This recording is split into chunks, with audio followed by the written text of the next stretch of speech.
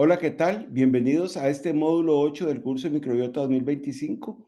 Hoy vamos a hablar de un tema que es muy interesante, es un tema que hemos revisado para compartirlo con ustedes, que es acerca de microbioma y diabetes. Les recordamos que somos parte de GCAMP, del grupo de investigación de Centroamérica y el Caribe de la microbiota, probióticos y periódicos, y estamos muy complacidos de estar con ustedes hoy. Estos son mis conflictos de intereses. Esta charla no tiene absolutamente ninguna evidencia comercial. Ya sabemos muy bien que la microbiota intestinal es el grupo de microorganismos en el tracto digestivo, considerado un órgano metabólico. Esto por su estrecha relación con la fisiología del huésped.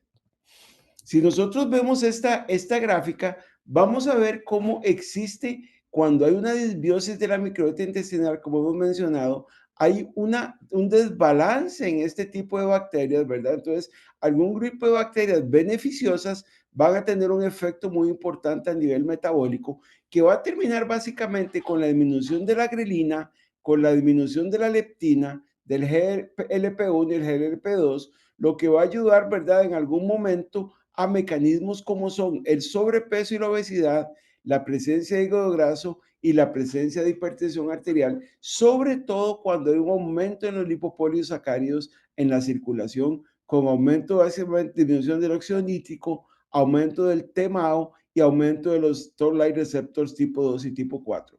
Todo esto en estados de disbiosis va a llevar a un proceso inflamatorio, ¿verdad? Que va a estimular las interleucinas y va a favorecer algunas de estas alteraciones.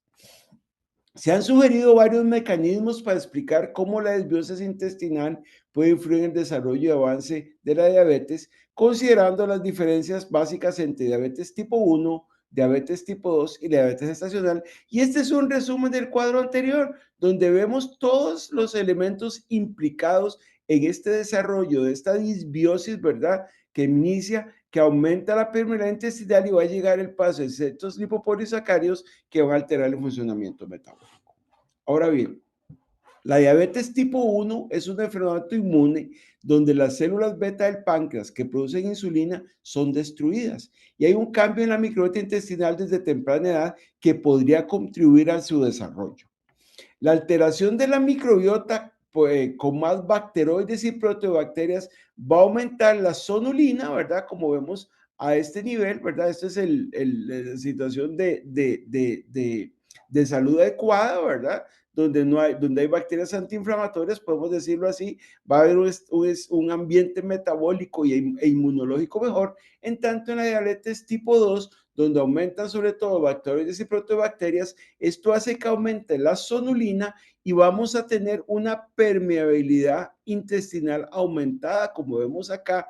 Vamos a tener el paso de lipopolisacáridos, lo que va a activar la respuesta inflamatoria y van a empezarse a elevar marcadores inflamatorios como estos que tenemos acá, como son la SRP, la interleuquina 6 y el factor de necrosis tumoral, aumentando el riesgo de esa manera de autoinmunidad y diabetes tipo 1.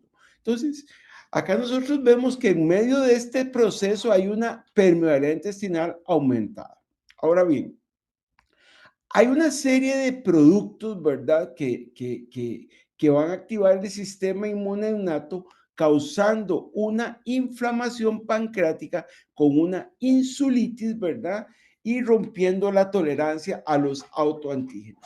En modelos murinos con diabetes tipo 1, hay un cambio en la barrera intestinal, como vimos anteriormente, por este aumento de la sonulina que van a preceder la insulinitis y van a acelerar los procesos de diabetes. Y esto tiene mucho que ver definitivamente por las bacterias que están a ese nivel. Ahora bien, existe un posible vínculo, vean bien, no es que es totalmente demostrado, entre la disbiosis, la permeabilidad intestinal, de la barrera intestinal, perdón, con la reducción de la sonulina y de los ácidos grasos de cadena corta. Va a haber una translocación, como vemos acá, de lipopolisacáridos que van a entrar a la circulación a través de las células epiteliales del intestino. Vamos a tener un proceso de inflamación sistémica, lo que va a llevar a un aumento de marcadores inflamatorios, ¿verdad? Como son los que están acá representados. vamos a tener un aumento de la fosforilación metabólica de la glucosa, por lo tanto, esto va a llevar a un aumento de la glucosa a nivel sanguíneo, así como de la hemoglobina glicosilada. Entonces, este proceso inflamatorio es parte de lo que ocurre en la diabetes tipo 1. No tenemos muy claro aún si es causa o es efecto de esta misma enfermedad. Ahora bien, se ha demostrado que niños con alto riesgo genético que desarrollan autoanticuerpos mostraron antes una mayor proporción de bacteroidetes, firmicutes y una menor diversidad. En niños recién diagnosticados con diabetes tipo 1 hay más bacterias del género Bacteroides y menos del género beneficioso como son Prevotella y Bifidobacterium cuando lo comparamos con los controles. Este es el proceso básicamente, ¿verdad? De la disbiosis, donde recordemos que en la disbiosis hay una menor diversidad y hay una pérdida de bacterias inmunomoduladoras, lo que lleva a inflamación y a la producción de autoanticuerpos. En la diabetes tipo 1, una microbiota disbiótica que tiene menos diversidad y pérdida de bacterias inmunomoduladoras podría favorecer un ambiente inflamatorio pro-autoinmune. Estudios en niños con riesgo de diabetes tipo 1 han asociado esta disbiosis con menor diversidad, menor biotirato y otras señales microbianas antiinflamatorias con la aparición de autoanticuerpos contra las células beta. Si nosotros vemos este gráfico, este es un resumen de gráfico de esta publicación, donde se encontró mayores niveles de Faecalibacterium, de Prevotella, que se asocian con un mejor control metabólico en pacientes con diabetes tipo 1, en tanto que la presencia de bacteroides se relaciona con peor control y mayor permeabilidad intestinal. Este es un gráfico un poquito complicado, pero básicamente lo que nos va a demostrar, y tenemos aquí muchos datos desde el punto de vista de bacterias y su relación, que hay ciertos microorganismos que pueden influir en el equilibrio de las células T helper. Por ejemplo, en modelos animales se ha visto que la presencia de bacterias cementadas filamentosas induce respuesta de tipo TH17 que son proinflamatorias y están vinculadas a la autoinmunidad en la diabetes. Entonces nosotros vamos a tener una serie de aumentos de células, como lo vemos acá, incluso con niveles estadísticamente significativos que nos llevan a esto.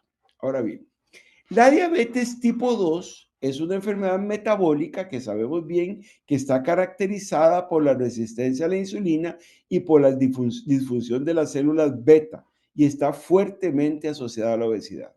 La microbiota intestinal puede influir en la homeostasis glicémica y la inflamación metabólica.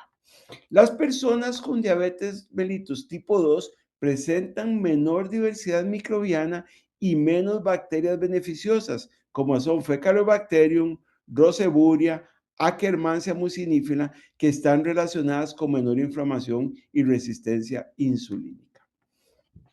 Se han reportado mayores niveles de algunas probacterias gram negativas, como por ejemplo, protobacterias gram negativas, como E. coli Klebsiella, y de ciertas actinobacterias, como es la Collinsella en pacientes mellitus tipo 2. Hubo un estudio de más de 700 personas que encontró que las cepas de Escherichia y Shigella estaban enriquecidas en personas con diabetes mellitus tipo 2, mientras que las bacterias antiinflamatorias estaban reducidas. No todos los estudios coinciden en qué microbio se altera en la diabetes tipo 2. Hay una gran variabilidad en esto, ¿verdad? Eso es lo que hace dudar muchas veces que el papel en sí de esta microbiota en la fisiopatología. Sin embargo, es claro que las diferencias geográficas y dietéticas influyen. Vean qué interesante. Por ejemplo, en algunas poblaciones, un aumento de Prevotella mejora la glicemia, mientras que en otras el aumento de Prevotella se asocia a inflamación. Entonces vemos que no solo la microbiota tiene un papel importante en esto. Ahora bien, cuando nosotros consumimos una dieta alta en grasas saturadas, vamos a tener una microbiota alterada que va a favorecer, ¿verdad?, el aumento de las bacterias gram negativas que van a liberar estos lipopolisacáridos.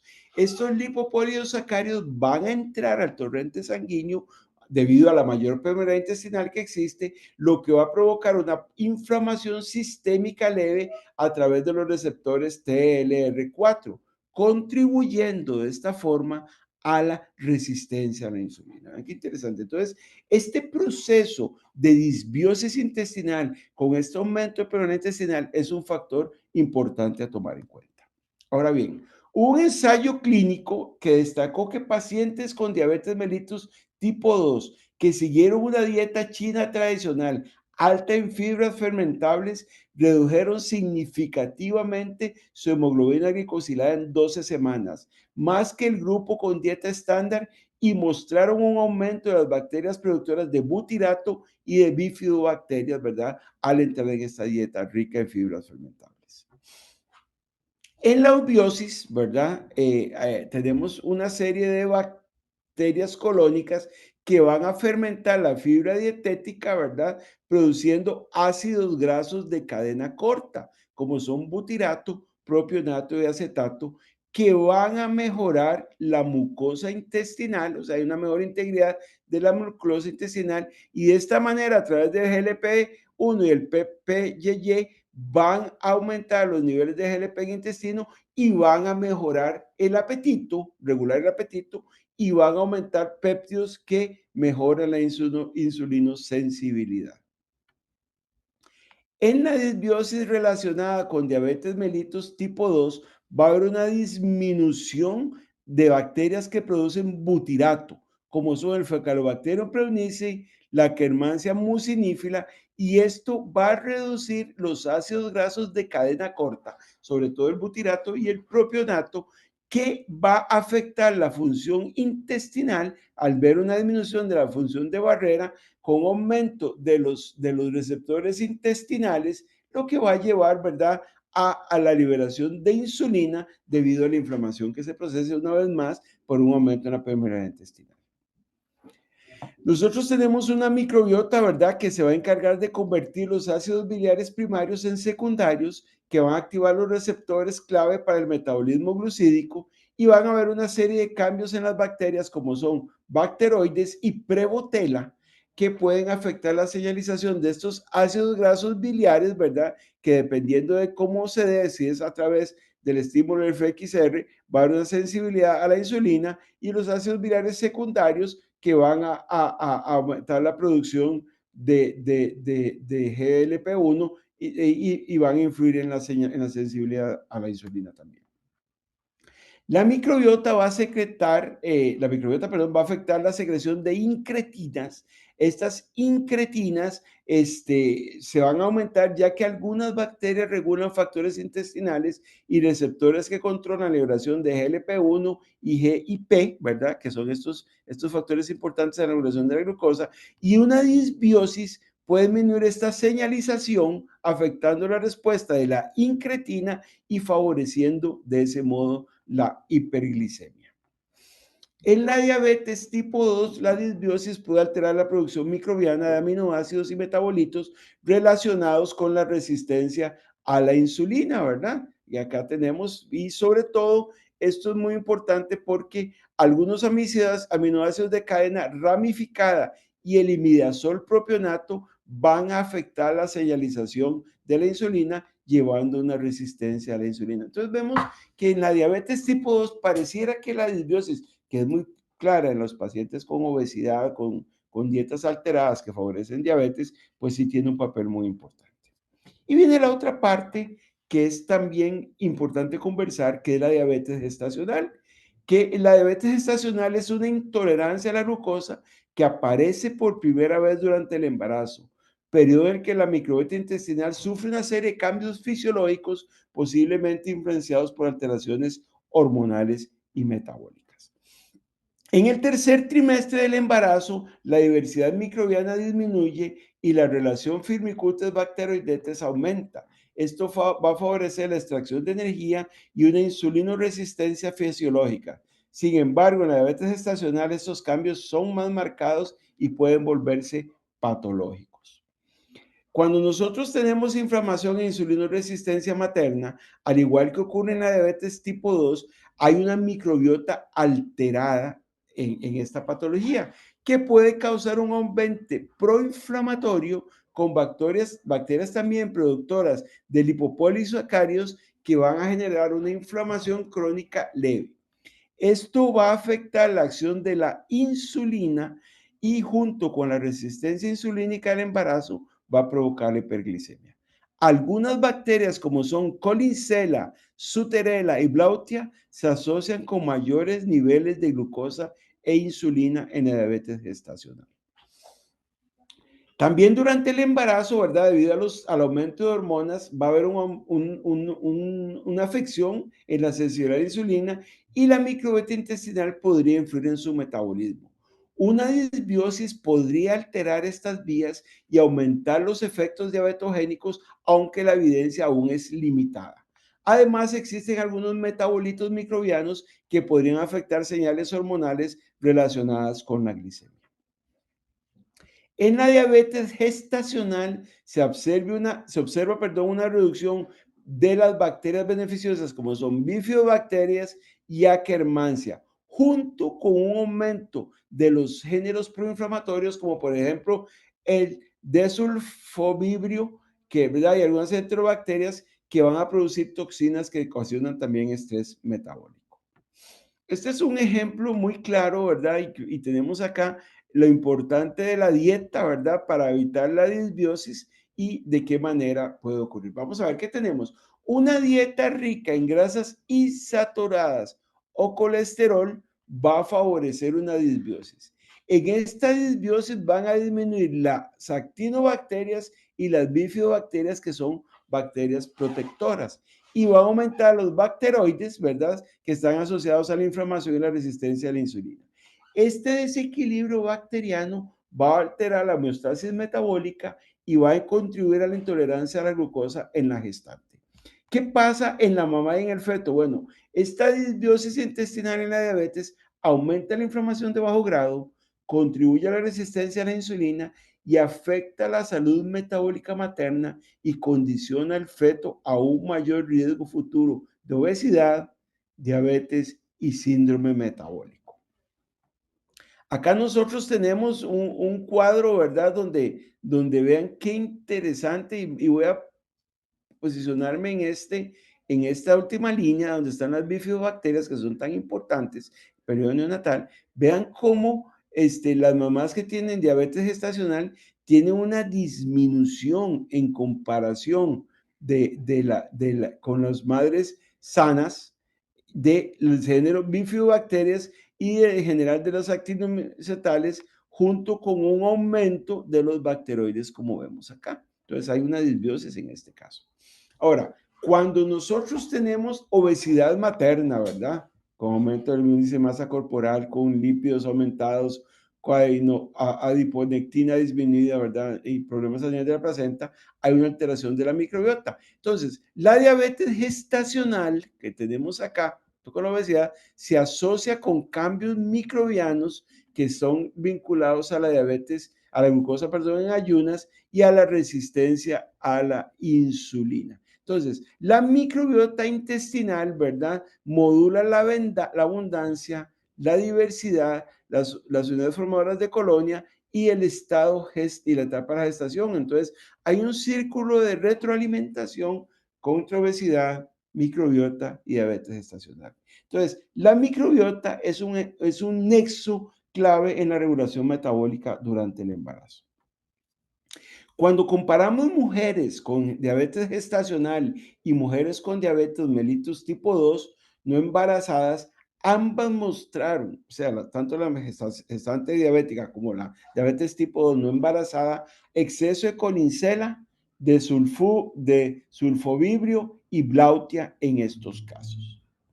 La disbiosis materna que hay en la diabetes gestacional puede afectar también la colonización microbiana del recién nacido y hay estudios que muestran que diabetes de madres con diabetes gestacional tienen una microbiota intestinal diferente, con más firmicutes y menos bacteroidetes y bifidobacterias en sus primeras deposiciones. Entonces nosotros acá tenemos un resumen de todo, ¿verdad? Que no se los voy a resumir, pero que ustedes pueden perfectamente tomar una foto de lo que son los diferentes tipos de ese eje microbiota diabetes, ¿verdad? Que llama esta autora en esta publicación del año pasado, donde nosotros vamos a ver las diferentes situaciones que se presentan en relación de microbiota con diabetes tipo 1, diabetes tipo 2 y gestacional, en los cuales vamos a tener en claro en las tres, una disbiosis, un aumento de lipopolisacáridos en la circulación, un ambiente inflamatorio y tóxico metabólico que conlleva a la elevación de la glucosa. Y este otro gráfico que no pretendo tampoco que lo vean, pero sí me interesa ponerlo, es del mismo estudio, que ahí olvidé la referencia, donde vemos exactamente cómo se ha logrado ver, ¿verdad? Cómo vean la disminución de la diversidad microbiana, la alteración que hay en las relaciones de bacterias firmicutes, lo que ocurre en el género bifidobacterios, vean que en todos los tipos está disminuido, ¿verdad? Eso es muy importante, como hay una reducción de las bacterias productoras de butirato, como son Faecalibacterium, Roseburia, en estos casos, en fin, hay alteraciones bien demostradas. ¿Qué ha pasado con la utilización de probióticos? Bueno, este es un metaanálisis, este es un estudio del año pasado que tiene muchos gráficos como este, básicamente puse uno, ¿verdad? Para ilustrar y decir que el efecto combinado muestra una reducción significativa de la hemoglobina glicosilada, ¿verdad? Como vemos acá en este gráfico. Esto indica que en conjunto los probióticos se asocian con una modesta pero significativa mejora del control glicémico en la diabetes mellitus tipo 2. Sí es claro que combinación de lactobacillus y bifidobacterium, como se ha utilizado en algunos casos, disminuye la inflamación, disminuye los niveles de glicemia en el ayuno también. Este es un estudio, ¿verdad?, donde se utilizó una serie de probióticos, ¿verdad?, para el manejo, para tratar pacientes con hiperglicemia, ¿verdad? Acá tenemos las drogas que disminuyen la glucosa, todos los que conocemos, y acá tenemos los probióticos, ¿verdad? Y vemos cómo al final el efecto es bastante bueno. Sin embargo, lo que se dice es esto, los probióticos en la diabetes tipo 2, básicamente lo que hacen es aumentar los ácidos grasos de cadena corta, como son butirato y acetato, que mejoran la sensibilidad a la insulina, modulan también los péptidos intestinales que tenemos acá anotados y refuerzan la barrera intestinal. Van a tener un efecto metabólico, ¿verdad? Como es disminución de la glicemia en ayuno y de la hemoglobina glicosilada, van a disminuir los lípidos y la presión arterial y la resistencia vascular. Sin embargo, la conclusión es que son coadyuvantes a fármacos hipoglucemiantes, ¿verdad? No se van a utilizar solos y tienen un potencial beneficio en pacientes con desbiosis intestinal. Sin embargo, a pesar de que la evidencia es creciente, se requieren más estudios, estudios más robustos para nosotros poder decir que hay probióticos específicamente para la diabetes y solo son utilizados. Esta conclusión de este estudio dice, los probióticos ofrecen un beneficio modesto, pero clínicamente relevante como coadyuvantes en diabetes mellitus tipo 2. No reemplazan los fármacos, pero puede integrarse entre un modelo de educación médica que combine farmacoterapia, nutrición y salud intestinal. Durante el embarazo, ¿verdad? Hay un metaanálisis de este autor del año 2020, ¿verdad? Donde ellos encontraron en mujeres durante el embarazo una ligera disminución de la glicemia en ayunas sin reducción en la incidencia de diabetes gestacional, bueno, un riesgo de tener más problema ¿cómo se llama? De preeclampsia, ¿verdad? No hay evidencia concluyente. En tanto, vean qué interesante, intervenciones dietéticas con dietas ricas en fibra, omega 3, mejoran metabólicas mediante el microbiota, aumentar las bifidobacterias y la fibra soluble y algunos probióticos disminuyeron el perfil inflamatorio, ¿verdad? Sin embargo, es que en este momento la evidencia es insuficiente y existe algún posible riesgo, por lo cual no son recomendados rutinariamente por falta de evidencia y posibles riesgos. Acá tenemos que la microbiota intestinal lo que hace es transformar carbohidratos digeribles en ácidos grasos de cadena corta que mejoran la acción de los fármacos hipoglicemiantes en diabetes mellitus tipo 2. Y a su vez, estos fármacos pueden modificar la microbiota, favoreciendo el metabolismo de la glucosa y el equilibrio energético. Entonces, vemos cómo juntos es la utilidad, ¿verdad? Y acá tenemos un ejemplo, ¿verdad? Básicamente con la metformina, donde vamos a utilizar algunos probióticos, básicamente lactobacilos, ¿verdad?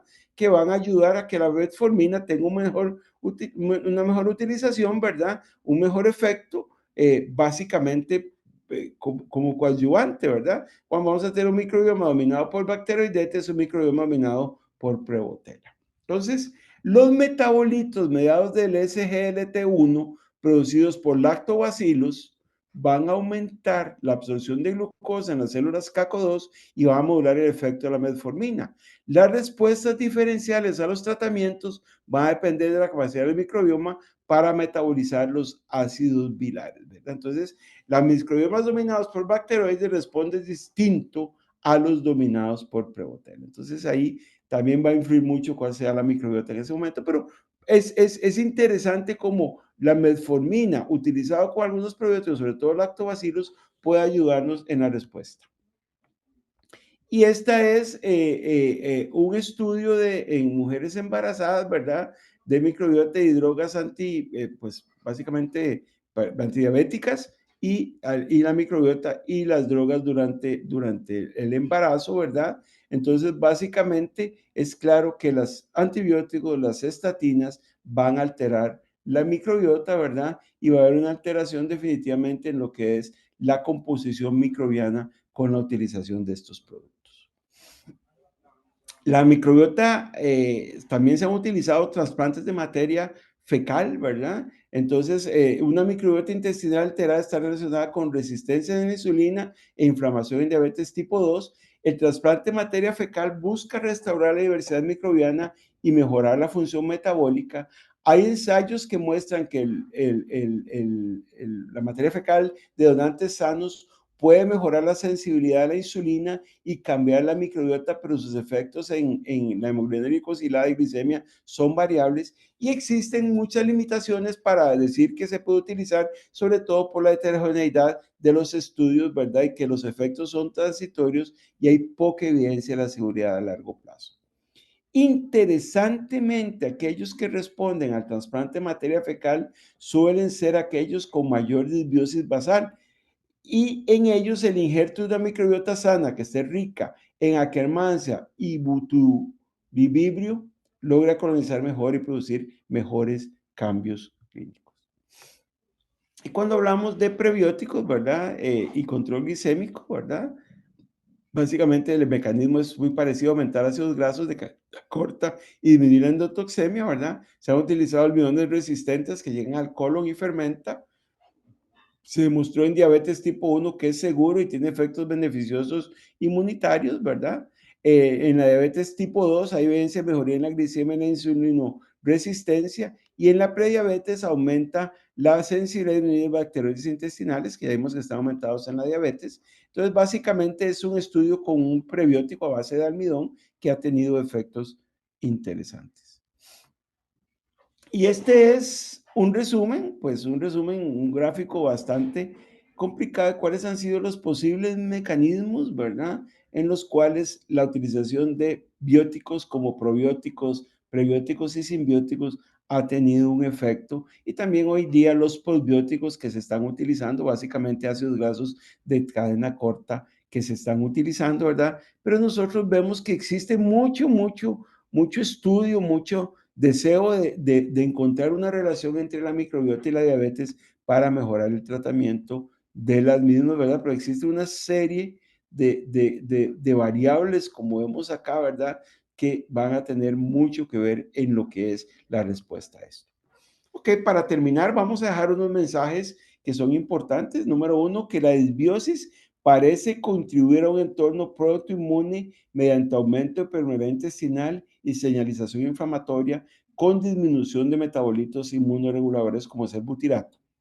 Varios estudios clínicos han encontrado asociaciones robustas entre ciertas formas microbianas y el individuo de diabetes tipo 1, aunque distinguir causa-efecto sigue siendo desafiante.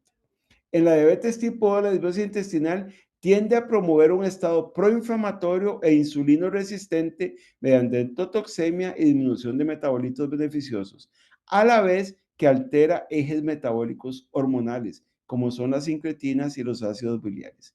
Muchos de estos mecanismos se han validado en modelos animales y en estudios en humanos con correlaciones sólidas.